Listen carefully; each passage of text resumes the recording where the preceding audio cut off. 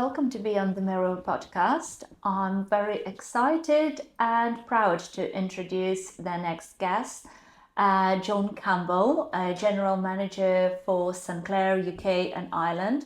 But I know John well before St. Clair, and he always associates in my mind with the person who changed the way how I financially manage my practice. So I'm still very grateful for that, John, for that course that I've attended, I think maybe 7 years ago. I still apply the same method up to this day.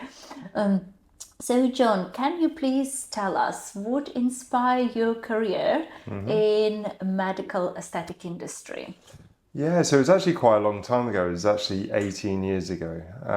So I was working in pharmaceutical sales at the time and sort of moved or saw an opportunity to join the medical aesthetics team at Sanofi at the time. So I transitioned over. I think one of the things was more of the commercial elements. So you get to work more closely and certainly more business orientated. But actually, I think what I've found and really what still inspires me today and why I'm more still in this market and in this industry is that kind of mix between science and beauty. So definitely the combination and also the direct impacts that it has on patients, not only appearance, but also confidence and other aspects as well. And it still inspires me. I see it less today, but you would see it every day when you inject. So when that patient first, after treatment, looks in the mirror and sees the result that they've kind of been maybe either inspiring to or certainly kind of been a challenge for them over the few years and actually finding a resolution or someone who's been able to help them with that. I think that inspires me to still remain in this industry all this time. Well, and that is fascinating because I think the best reward you get from the emotion that you receive back from your work and what you mentioned now, like impact of the treatment when it's done right, I think it's so satisfying. Yeah, I would always say, I think some of the ones I see, because I used to see it more, like on a training day. So every, the doctors, the nurses would be having their education and the model patient would come in, they'll be so nervous, and you've got to talk to them, just make sure they've got the consent forms all right and that sort of thing. You can see that nervousness. And I think that transformation from unknown what's going to happen to that result, I think is, quite really inspiring to see. So I love that part of the role. Sometimes I think it's a transformation of personality, not just transformation of the surface as well. So it's really rewarding.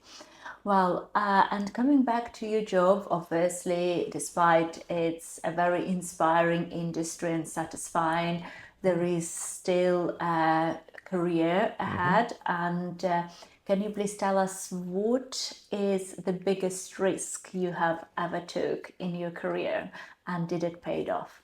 Yeah, I think the biggest risk is always, an interesting term. I think medical aesthetics has always been growing, which is always a great part of the business. But I think in terms of career advice or something that kind of took me the furthest, most far is that risk, actually. It was actually moving from, because there's almost like a steady progression, the next roll up, quite well structured. And actually, when you're taking in maybe what might be considered a side step or a slightly step down, that was where things really did accelerate, because you're able to leverage all your past experiences and take that into something which more broaden part of your role. So for me, I think career risks career paths aren't always the next roll up. It can also be maybe a sideways move or a downwards step to be able to accelerate your career because you have a broader skill set and experience to drive that. I think that is kind of a very wise piece of advice. And often you do hear about it before you go to the next level. You need to step back or slow down, reflect, recharge, and then evaluate things from a different, probably, perspective. Absolutely. And maybe even companies in different aspects as well. I remember moving into a role at the time which might be, again, seen more junior, but because you're a little bit more structured, a little bit more experienced, developing more kind of business plans, territory plans to take forward to your manager, I think was really important. But also, so the biggest one was obviously when I was working with you a little bit more on the digital virtual engagement. Actually, this was pre-COVID in 2019 again. I think 4 people had turned down the role or was approached. But then when you see an opportunity and you think it will work and you can't see many blockers or barriers to that opportunity and it makes a lot of sense, sometimes you've got to take that leap of faith and trust in your own skills and abilities and networks to drive something forward. So it must also be the same when you're setting up a business as well, that sort of leap of faith to take that commitment to set up the business. Well, I suppose setting up the business is also risk itself. You know, you're just taking something that is unknown, and you have a plan, but no one gives you guarantees. Yes. Like, will it work or will it not? But I think if you don't take risks, you never succeed in life. Absolutely. So I think, isn't it, fortune favors the brave? It does. That is what they say. Absolutely. So, John, you lead in the company and people. How would you describe your leadership style if it would be just few words? Yeah, I think it's always hard. I would probably say ask the team on my leadership style, but I definitely would say it's probably, I hope it seems to be very collaborative, very open, and sort of very trustworthy or trusting, and really empowering people to have their own accountability for things as well. So I think we all have a job or a role to do, and to make everything kind of work, you have to trust people to deliver, whether it's supporting customers we're working with or suppliers in terms of partnerships as well. All of that kind of, once that works, it really does work really well, but it has to be a real team effort. So, but yeah, that would be my few words. Okay, and what has been the proudest moment of your career? Yeah, I've had a few notes, but I think in my current role, I think being able to build a really strong, experienced team, I think is some of the more important parts of it as well. So, you know, making sure that everyone's has a platform to grow, contribute, and develop themselves, I think is some of the really nice aspects. And some people may go on to be more successful than myself in that role or whatever it might be, and it's really giving them the foundations, I guess, of an environment where they can grow, develop, and learn, I think is really important. So supporting other people as well.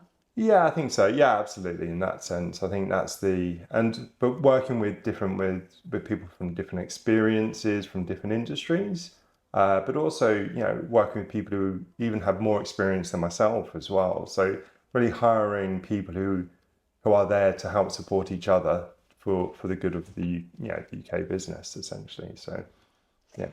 And I know that Sinclair is always ahead of innovation, new technology, something new generally happen in the industry. So is there any new developments going on at the moment that actually you are quite exciting about?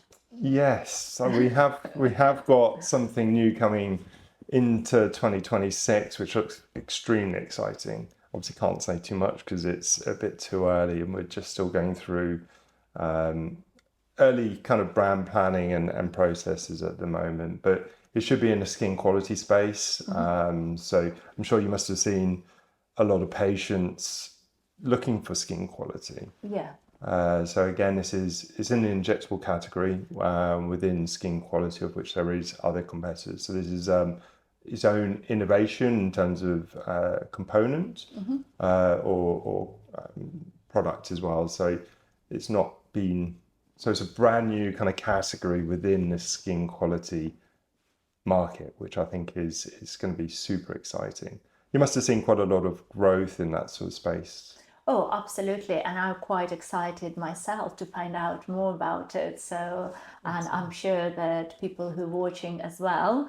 I think generally industry moving more towards wellness and holistic Absolutely. approach and skin health. And I think any innovation in this sector will have a huge demand and success in the future. Absolutely. I also think innovation can also come from not only the products itself, but also maybe the combination of products as well. So the way the industry's kind of evolved is leveraging some of the energy-based devices, such as the lasers or radio frequency and the injectables. And I guess with Sinclair having that broad portfolio, you having the V20, some of those innovations can come from further developing the protocols and kind of combining some of the technologies as well would be probably another innovation we've not quite tapped into fully yet. But this is why we need to work with people like yourself. Yes, So, yes, absolutely. And I think you probably already have answered this question, but you have been in this industry for such a long time. How do you see this industry have changed already, and how do you see it continue to change, for example, even the next 5 years? yeah, I think the industry has evolved. I think we've seen older technologies repackaged and sort of brought in. But also see uh, where I said the sort of the beauty market becoming more medicalized and medicalized clinics becoming more spa offering kind of a broader range of treatments. So what we might say is the market is becoming more fragmented in that approach. So there's probably a clinic nearly on every road, on every high street. I definitely would say that that's certainly a challenge as well because in terms of education, training, and consumers or patients or choosing a practice is a lot more difficult now than it probably has been in the past because of the amount of clinics that there are offering. But also say I'd see more the medicalized clinics becoming even more medicalized. So really looking at more advanced technologies and skin health and wellness and looking at sort of aging more as not quite like a disease, but looking at treating aging itself from within as well as the surface as well. And I think that's a really interesting innovation space. Is just the view on aging now is actually something that we can work towards and look at preventing or treating, and that kind of concept I think is really fascinating. I think it's so important, like approaching ethos in our clinic. We're also looking at aging approach 360 inside out, looking at habits, lifestyle, Yeah, general health, what we can do to support the cellular function from within as well as treatment on the surface. But you brought a very good point, John, about that it's becoming more difficult choices wise. I presume you meant those choices from patient perspective. correct. So what would your advice would be to the patient who are looking to have a treatment and unregulated industry, clinics almost around every corner. There is a lot of information on social media as well as disinformation. How makes the right choice, how to stay safe, and most important, to look natural. Absolutely. I think some of the key pieces of advice would be, do your research as well. So I think the tendency can be to try and find someone you relate to. And that's not always the best or easy or the best right approach. So making sure that they are appropriately trained and qualified to deliver the treatments that they're offering. But also, do you get the sense that you would trust them? So if you have an adverse event or something was to go wrong, it's chances are very small, but sometimes some things do happen. Yeah, will they be there to respond, to look after you? Do they have the capabilities to support? If they're delivering a treatment, do they have the capabilities to dissolve or resolve the complication that may appear? And I think that would be my kind of advice. So make sure you do your research. Make sure that you look at the reviews or third parties, speak to maybe friends or colleagues, and try and get a bit more of an understanding. But really, do you get the sense when you call up, have the staff been treated? Do they have a bit more legacy within the industry as well? Will be a few things I'll probably keep an eye out for. And do you think that industry is quite saturated at the moment, or there is still potential for growth? I think it's still growing, Yeah. but it's in a saturated way. So I think not everyone will be growing. I think is that would be the point. But I think the demand from a patient perspective is still absolutely there. So I think with some other treatments, younger patients, so within sort of early 20s, are looking for treatments as well as, so the treatment option is probably broader than it's probably ever been before. So I would say the market is absolutely growing, but in a competitive market, if you don't have a clear value offering, then some people will be struggling in this very highly competitive market as it is today. What do you see personally as a value from a perspective of you? What value can patients see in the treatments that they receive? Yeah, I think value is not always about price per se. So I would say I would see a lot more value in someone who is able to offer a full body potentially approach. We used to talk about full face approach, but as we were talking earlier about body wellness, health wellness, treating from within, I think these are quite important aspects as well. So rather than treating the indication or the line, actually trying to understand what is the root cause that it's caused that line, or wrinkles or skin quality. I think they're certainly what I would perceive as value, but also the value in education. So educating the person coming for treatment, why this is happening, and not understands the anatomy and physiology to help them really kind of understand how to avoid it from happening in the future as well. That is a very good piece of advice, John. Thank you so much for that. So, John, Sinclair is a highly reputable, responsible company, but we talk about saturation, lack of regulation. So, what does your company do to ensure that there is a raise in safety standard and ethic in medical aesthetic?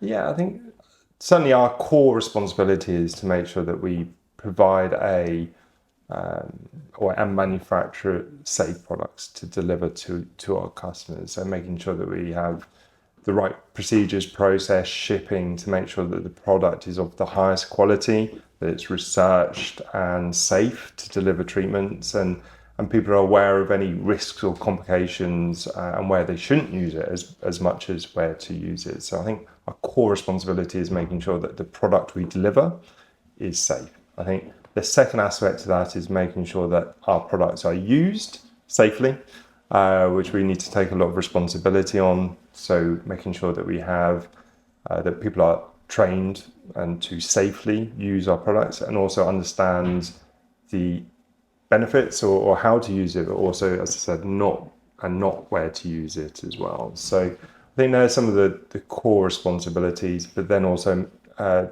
wherever possible, and it is difficult, to make sure that we are only supplying those who are trained and qualified to use the product. That's a core staple. And we have certain partners we only choose to supply the products to as well. So wherever possible, we make sure that the product is only delivered to people who are qualified to use the product and are trained to do so. Okay. And do you see at the moment increase and change in male market? Do more people and more men are choosing to have cosmetic treatments? I'm going to say yes. Me personally as well, I think is always one of those common questions. I think for me, in the men's treatment space, chin and jaw are still, easy wins. You would have great results, be extremely happy with the chin and jaw line treatments, myself included as well. So you have had chin and jaw. I've had chin, jaw, I've had muscle relaxants, I've had tear troughs as well, or slightly softening the tiredness aspect. Okay. I thought that was a great treatment as well offering, but I still love a bit of sort of support and structure here. Is still one of my favourite treatments to get. I think the other interesting aspects, and I don't know if it's funny, also male work colleague at the same time, we actually got our testosterone checked as well. Okay. So we've been exposed to a lot of social media ads about you feeling tired, all these these aspects get your test. It could be low testosterone. It's funny, in the same week, myself and my colleague also had our bloods done, and I was a bit disappointed to find out mine was normal. So therefore, So you thought you will find explanation. yeah, so I was there like, no, it is just because I'm a bit bored, a bit tired. I think that must be, I must get to sleep and look after myself a little bit better. So I do think, they are the early indicators, aren't they, I think, of treatments. If you're starting to notice things or notice changes, and you're trying to find a solution. So I think that's definitely going to be something more men will be doing the same thing as myself, most likely within my age category, and trying to understand certain aspects of their own body. But also I think hair treatments and those kind of things as well. I think I'm very blessed, even though grey, there's still a good head of hair as well. Amazing. So I think, and again, my male colleague has had, let's say, challenges with his hairline, etc., etc. So anything that really can preserve, keeping the hair that you've got for longer or whatever that might be, I think is a really interesting space. And you hear about infusion technology to help support the hair follicles. Yes, absolutely. That is something that we're actually offering in the clinic as well. So regeneration of the hair, and I think it's very important. So surgery is not always solution for everything. Absolutely. And I think certainly, as I think I've seen some of those celebrities where, when you looked in, was it the 70s when the actors were 30, 40 and they looked 60 kind of thing. And then you see the guy from June, the actor there, where he still looks at about 20, but he's actually something like 45. So actually, I think there's going to be a driving interest to maintain your appearance and actually reducing. And I think the concept around inflammation is quite interesting as well. So I think the knowledge, and I think that's not to get caught up in, looking after your health or skin and well-being. Early days and early doors is critical. So again, I'm applying more SPF than I've ever done before on a daily basis. I'm also wearing a sun hat wherever possible, not trying to avoid the sun, I think, but again, looking at things to reduce inflammation and to maintain what I've got throughout as well. So if I'm being impacted on that side, then I would say that must be also another male trend, which would be of interest. Oh, absolutely. Do you take any supplements? I try to take some vitamins and minerals. Do you know which one? We do try a bit, but it's definitely, it's. I think someone said it. You are what you eat, or you wear what you eat. Sorry, I think is the term, and actually that's kind of had quite a bit of an impact as well, because it makes a lot of sense, right? Whatever you're putting into your body is kind of showing on the outside as well. 100%. So vitamin supplements, and we're thinking about cells and how they operate and what kind of nutrients and foods do they need, I think is really important, and will be definitely a growing trend, certainly the supplements and wellness in that aspect. Oh, definitely. And to be honest with you, there is a lot of trends, but there is a lot of myths, and some trends come and go and some things come and they stay. So if there is one myth in aesthetics that you would like to bust once and for all, what it would be? Yeah, I think, when people find out you work in medical aesthetics and you talk about some of the treatments, I remember at dinner tables, the wife would be, oh no, he's off again. I'll be talking quite passionate about it. But I always think if you notice something, then it's not done properly. And certainly, dare I say it, I see it at school dates, wherever it might be, you do see medical aesthetic treatments which do look a bit odd. And that's the slight pain point, to be honest, because I've seen, treatments delivered brilliantly and no one would have any idea they've had any treatments. The comments would be, you look really well, you look really healthy, you've been away on holiday. They're the kind of terminologies that you'd expect to hear. And it's not necessarily the slightly overinflated treatments that people have isn't a representation of the industry, unfortunately. And actually, it's a really good industry which really helps a broad range of people. It's not just about appearance, it's kind of kind of more about wellness overall than it is about aesthetics or vanity in that regard. So that would be my myth buster, is if it looks bad, it's done incorrectly. Well, I completely agree with you, and I think that positive treatment absolutely have brilliant impact on person's life.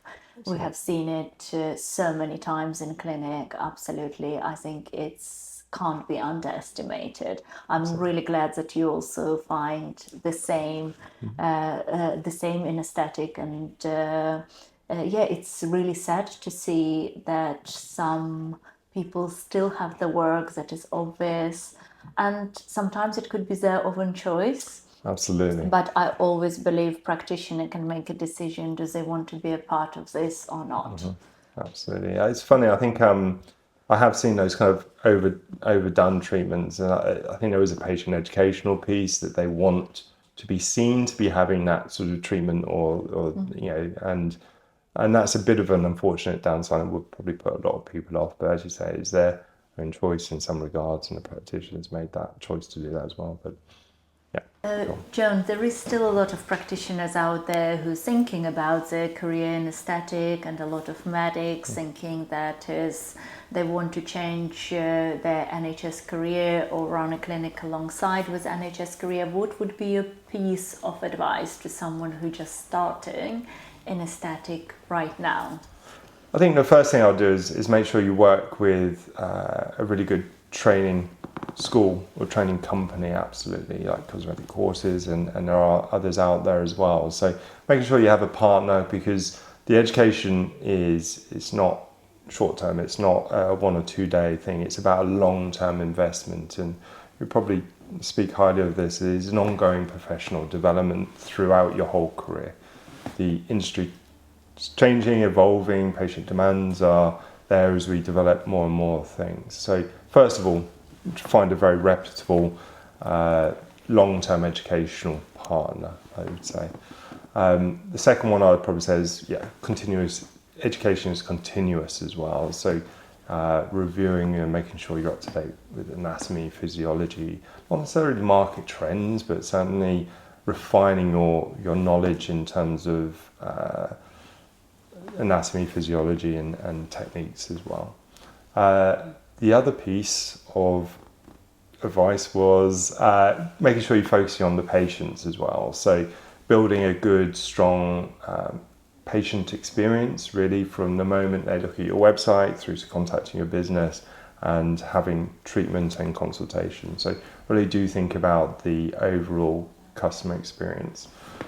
The other piece of advice is probably not overstretch yourself as well. There's lots of different treatment modalities, treatment product offerings out there, and stay where you are comfortable with, and find maybe like a mentor to help you progress into the more advanced treatments.